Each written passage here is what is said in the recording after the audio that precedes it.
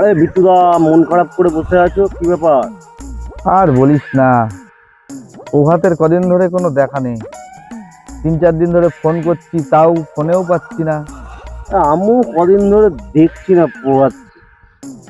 ওই তো প্রভাত আসছে।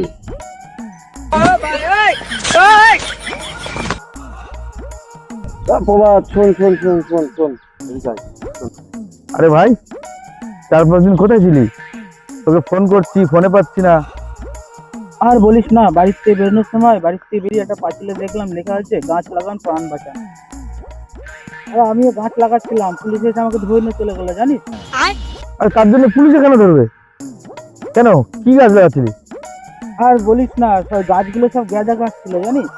इतने तेजस्वी लोग हैं हमारे पास, कितने शानदार विचार रखते हैं जी।